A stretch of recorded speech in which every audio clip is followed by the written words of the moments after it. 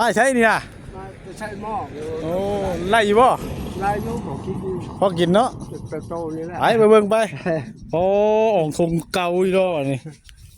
คือว่าไปเอายังเอาไม้บ่แต่เอาไม้ใช้ไม้คือบ่เห็นได้ไม้ใช่แบกมาเมื่อไหร่ใช้ไทยเขาโอ้แบกมาบ่ได้ไทยเขาเจ้ามาใช้ป่าตัวใหญ่บ่ป่าน่ะปิ้งไอ้ขาดปิ้งกันอ๋อถุงมักไงบ้านเนาะป้าโตชับโตดีเด้อเนาะดีโอ้เป็นกระสอบพุ่นอ่ะป้าตอนนี้มาเนี่ยเข้าใจนี่ฝนตกว่าอึ้งออกว่ะปีกับเข่าด้วยบ่เนี่ยใส่เขาเลยอ๋อตัวโอ้ยไปเลยเนาะปิ้งมาอย่างดีเลยโดดปิ้งมาอย่างดี3-4โต๊ะแล้วว่ะ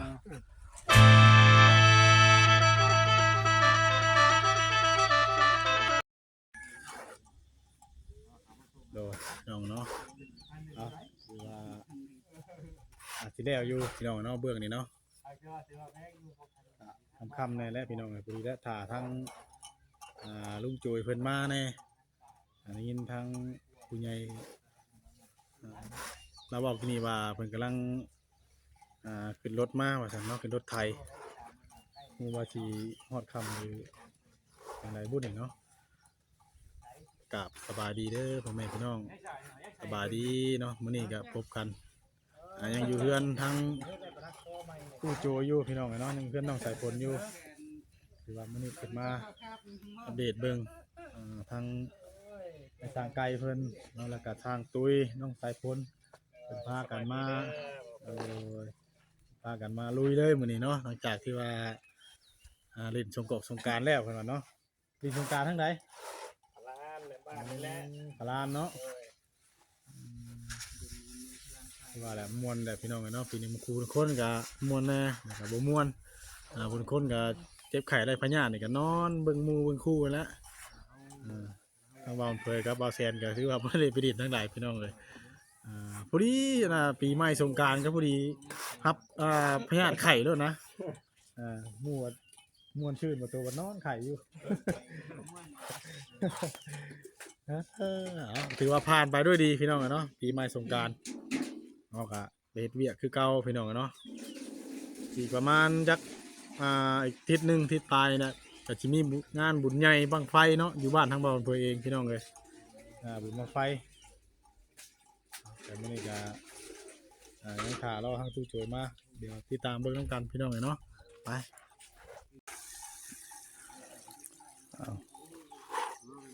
ได้จรวดมีตัวหน่อยตัวใหญ่ที่นั่นเนาะแมนมีตัวน้อยตัวใหญ่อันนี้นะเพิ่นก็คือสีไล่อยู่จักแล้วเพิ่นได้ใส่ทอใหญ่เฮาอยู่บ่ยันเพิ่นบ่ได้ใส่หรอกเนาะ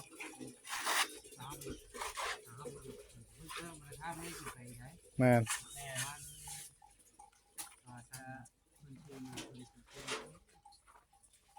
ต้องใช้การเกินเพื่อไว้ลายโทษนี่เพิ่นเกิดทรายพี่น้องเนาะเพิ่นทรายเพิ่นก็เอาน้ำมาเฟใส่แล้วก็เอาไปผสมอีกเนาะผสมอีกนิดนึงเพราะว่ายังบ่ได้เอาตรงนี้เดี๋ยวเพิ่นสิให้มันแล้วเลยอื่นมากอ่ะบุกทางนี้ต่อใกล้สิแล้วแหละใกล้แล้วพี่น้องเนาะถ้าว่ามื้อใดถ้าว่าสร้างเพิ่นมาเฮ็ดก็งานเวียกงานมันก็เดินไปเรื่อยๆอยู่พี่น้องเนาะเดินไปเรื่อยๆอยู่ดินทรายมันเปียกฮะก็แบบนี้แหละเขาต้องฮอนไถน้ำที่แล้วมันจังสิได้เปียกนี่ใช้น้ำยังไง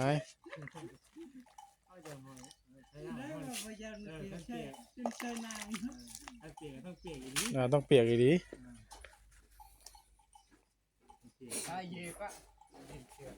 มาลองหอมอยู่น้องเห็นพ้นยึด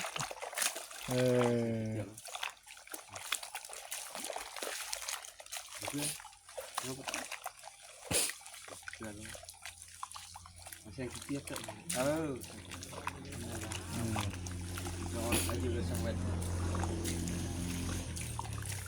bao bao เบาๆบ่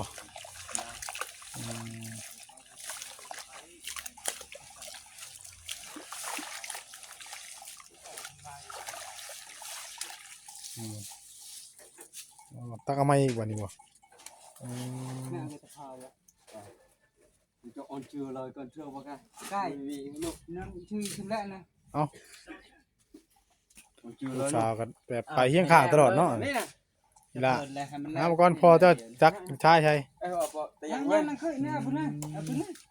Apa ni bah? Wah. อืม Ni kamu kau apa apa ni? หลังจากฝนตกแล้วก็ครึ้มอยู่พี่น้องเนาะแต่ว่าจะตกอีกจักแดงนี่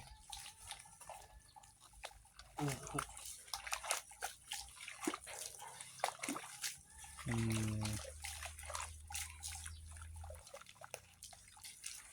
บอกอีกอย่างนี่ครับฝนตกแห้งๆโอ้ย เพราะแล้วก็แต่ละปีนี้ถ้าตกแห้งนี่ได้หลายคนนะเนาะ กายนี่ล่ะ หลายเนาะเพราะว่ามันเป็นโคกเป็นดงเลยทางนี้เนาะ คนละครึ่งสอบคนละสอบก็มีบางคน ออกมาจนบ่ได้พุ่น อั เด้ น เนาะ นี้อยู่มันบ่อยากได้ยินหาเสียง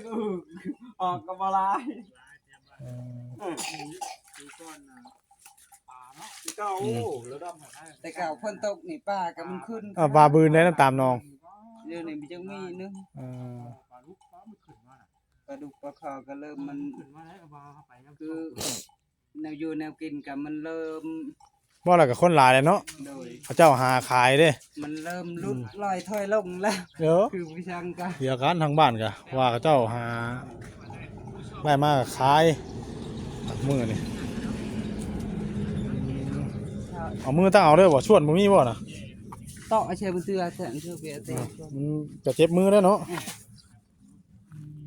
ลงมาเดียว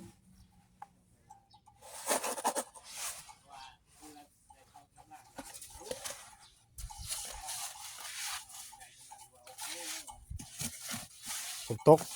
ก้านก้านกบก้านเขียดก้านโจกกระปอมก็สิง่ายอยู่บัดนี้แต่ว่ามันชุ่มเลยเด้ มันเป็นดงเป็นปลา มันเป็นโคกเป็นหยังกว้างเด้ โคกยังกวงอยู่ โคกกว้างอยู่ทางนี้อยู่หากินก็คือสิง่ายดอกฝนตกแล้วบัดนี้ ที่ทางนี้โคกไม่ได้กวงนะ ทางนี้บ่กว้างเนาะ ท่านได้ผู้เดียวฮะเห็นฮะเดินวิกนี่นี่ฮะ วิทย์แถวนี้ก็บิดแล้วเนาะ แม่ พูดทางนี้โคกกว้างนี่ เขาดุด ไปทางนี้ไปดิ ทางนี้กวงทางนี้ทาง กว้าง เขาหน้าทางกวง อาการแถวนี้บ่เจ้าคืนนี่ตรงหน้านี่บ่ตามทุ่งตามทรายนองไปนี่เนาะ ตามให้หน้านี่นี่ห้วยตัวนี้ลงการอื่นเขาลง เขา ไปเฮา เขายังตามตรงหน้านั่นกบบางเทื่อมันก็ล่อหูบางเทื่อก็ตาแดงอยู่ น้องเด้อเจ้าก็อันนั้นเมื่อคืนนี่รีบอันน่ะอ้าว ขุดเนาบางเทื่อก็ มันให้ต่อไปใช้บูจักว่ามันมีหูเนาะ มีหูเด้ รีบหู มันอยู่ในหูเลย งงว่าก็ไปใช้บูจักว่ามันเก่าหูทุกคนห้าหูไป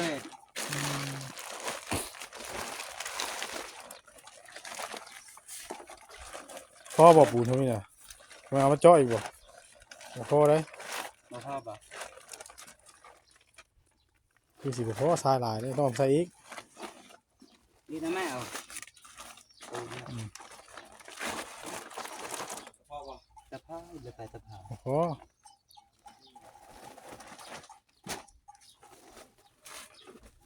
ตู้จ่วยบ่ละมาละมังไหนเนาะมาตามทางนี่บ่ โดดพูดทางตัวนี้ ทางทางพุ่นบ่ บ่คันเข้ามาจะให้รถละถ่ายพูดทางตัวนี้ ฮะทางพุ่นบ่ โดยคัน ทางนั้นบ่อันนั้นบ่ โดยหันได้ทางตัวนี้ ทางนะ เห็นรถรถเข้ามาก็เห็นรถน่ะ เห็นบ่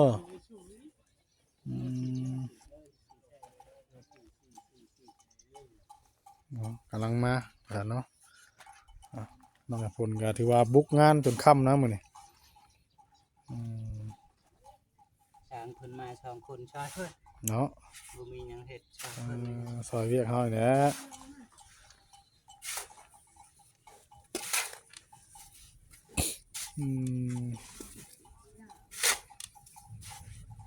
เดี๋ยวเจ้ามีโคมหาก้านหาหยังเนาะบ่มีเนาะ โดยบ่มี มีหัวเดียวน้ำตู้โจย เจ้า เนาะ ก็น้ำน้องผมน่ะบัดนี้ โคมตอนนั้นถ้าเจ้า เพิ่นจะได้ ได้นั่นโอ้ยคักโคมตอนนั้นน่ะ จะได้นะว่ามันเยิ้มมันยืงได้ครับ3 มื้อ3 คืนนะบ่ได้ก็ทำสิไปผู้ใดมักไปนี่ห้วยเอาตัวนั้นโดด แม่ สากให้มันเต็มคักนี่ว้ายยืงทำสิไป2 คืนซ้อน3 คืนซ้อนก็ยังได้ น้องนี่ขนาดคืนหนึงก็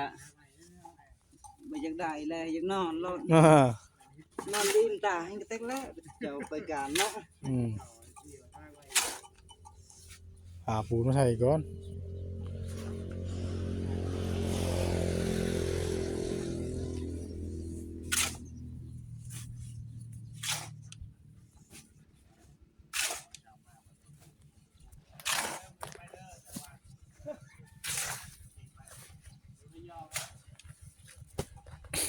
ต้มอึ่งบ่เช้ากินข้าวต้มอึ่งบ่ ต้มอึ่ง ต้มอึ่ง ต้มอึ่งครึ่งหม้อต้มซ้ อืม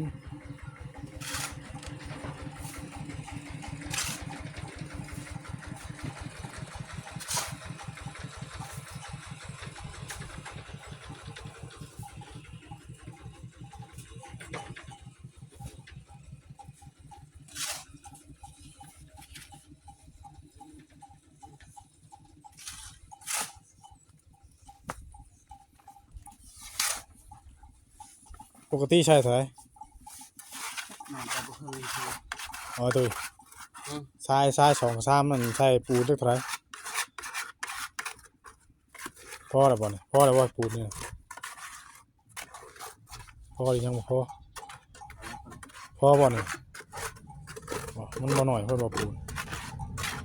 บ่เพราะว่าชายมันเปียกว่ามันทั่วบ่ทั่วก็เฮาบ่อยากเห็น มันเปียกบ่ แม่นชายพอใช้น้ำเด้เนี่ยมันคือย่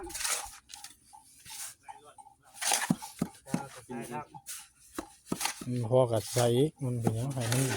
ห้มันบุญ ว่ามันเปียกก็ร้อนบ่อยากเห็นว่ามันพอหรือบ่พอ บุญมันจังเหนียวๆนิดนึงมันว่าใส่หลายพุ่นนะ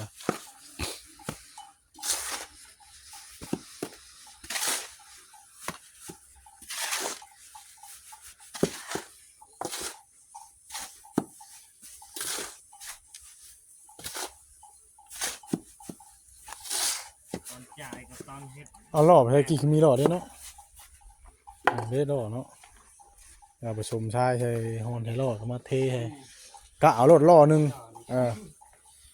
ฮอนใช้น้ำใช้หล่อรถกะเอาหล่อนึงแล้วก็ปูนเท่านี้เท่านั้นก็ใส่ไปเลยมันสบาย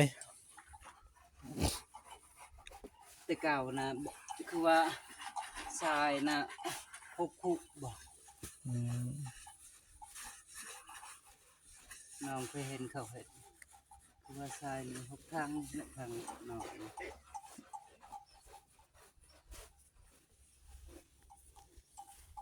พี่น้องนอนเดียวพักก่อนพี่น้องเลยเอาไว้ตู้โจยมาเปิดภาพมาที่กะมารัดประตูโจยเนาะเชชูเชชามาทางได้วะนี่ดีประตูใช่นี่นะ จะใช้หม้อ โอ้ไล่อยู่บ่ ลายลูกของคิดดี พอกินเนาะ เป็นโตนี่แหละ ไปเบิ่งไปโอ้อ่องทงเก่าอีกแล้วนี่คือว่าไปเอายังเอาไม้บ่ ถ้าเอามาใหม่ ใช้ไม้คือบ่เห็นได้ไม้ใช่ แบกมาเมื่อไหร่จะไทยเขา โอ้แบกมาบ่ได้ไทยๆเขาเจ้ามาใช้ป่าตัวใหญ่บ่ป่านะ ปิ้งไอ้ขาด ปิ้งกัน แต่เป็นปิ้งเลย อ๋อถุงมักไงบ้านเนาะ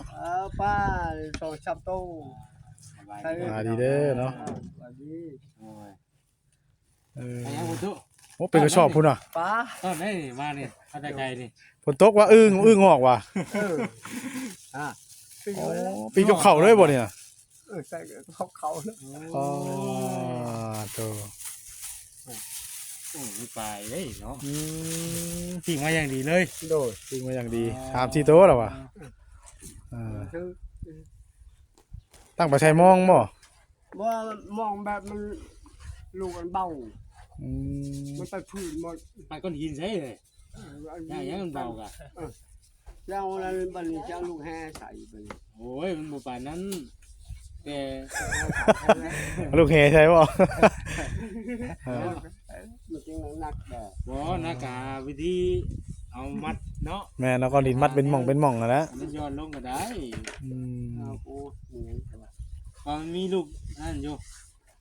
มันมีกลัวอยู่มันมีว่าบ่ตัว เอาคือกินยาป่ะนี่คือกินยา ยายังอ่ะนะยายังอ่ะนะ ยาแก้ปวด ยาแก้ปวดคือกินยาแก้ปวดเป็นไข่ป่ะ เมื่อยหลัง เมื่อย่างกินยาแก้ปวดป่ะนี่โอ้มันแมนแนวอยู่ป่ะ อะไร เออ ไปพบถึงยาตัว เออเป็นยังอ่ะนะยายัง ยาสีแกแมง สีแข็งแมง พกติดตัวไปเลยเนาะ เนาะ จบไปแล้วยา เอาพี่น้องเลยเนาะคนมาได้หากินได้ปลา มันไว้บ่ตัว มาไปกินแรงอ่า ตัวนี้ว่าคุณมากเลยบอกยังอยู่กูอยู่เราบ้านว่า อ่า ยังยุ่งกู แล้วก็ใช้มือนี่ ไปแต่ละไม้ไม่เขาแบกเอามาส่ง ใช่ไหมวิธีชาเรื่องคือว่าเห็นทางได้หลาย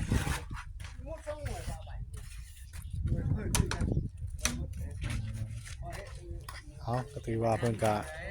เฮ็ดสำเร็จพอดีเท่านี้พี่น้องเนาะมีแต่บุกไปนิดนึงแล้วก็ปั่นโอ้แล้วหามไปโอ้ยขอยำต่ำหัวอยู่กินนี่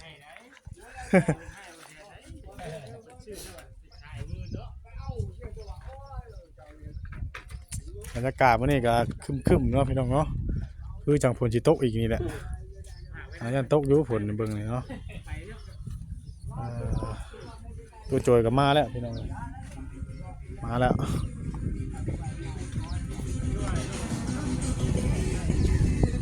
ได้ไม่กับไทยเขาเจ้ามาว่าซั่นเนาะแต่ไทยเขาเจ้ามาแล้วก็ปลาก็ได้3-4ตัวเนาะพอได้กินแล้วนั่นแหละตัวโจย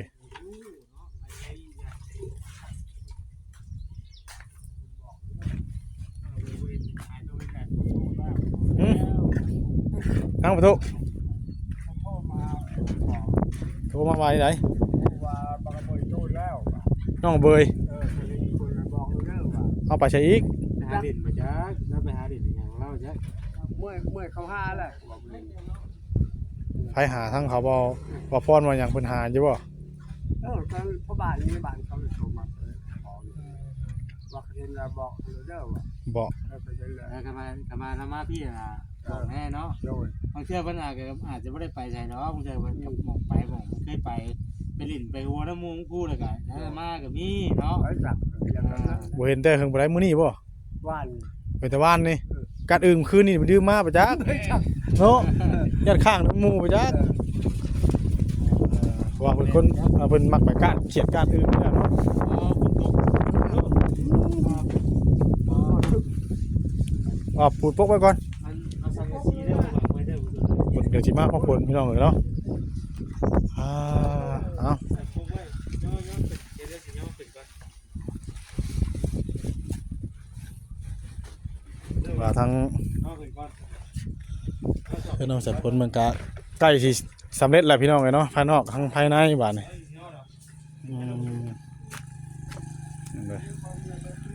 แล้วอะไรทั้งหน้าบืนน่าสิแล้วอยู่ข้างหน้า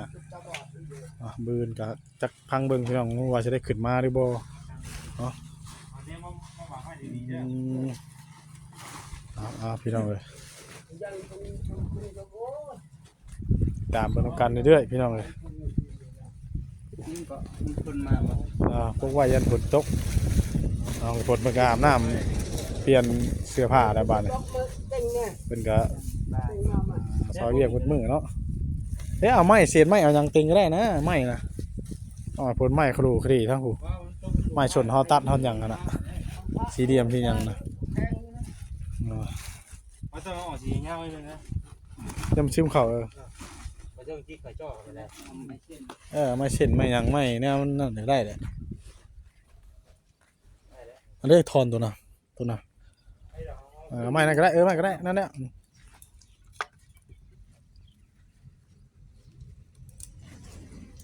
เอาพี่น้องเนาะสำหรับคลิปนี้ทั้งเราเผยก็จะได้ขอตัวจบคลิปแล้วเนาะกูโจยกันมาแล้วพบพ่อกัน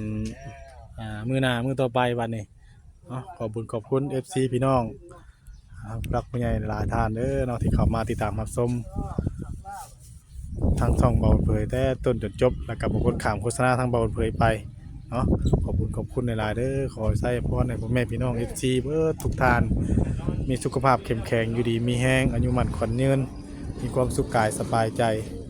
คิดสิ่งใดขอให้ได้สมหวังดังใจปรารถนาเบิดสู่คู่สู่คนเบิดทุกท่านพี่น้องเนาะเอาฝากกดไลค์กดแชร์กดติดตามเป็นกำลังใจให้ทั้งเบาเผยเด้อพี่น้องเอ้ยพบพ่อกันคลิปหน้าหรือว่ามื้อต่อไปนะพี่น้องเนาะสำหรับคลิปนี้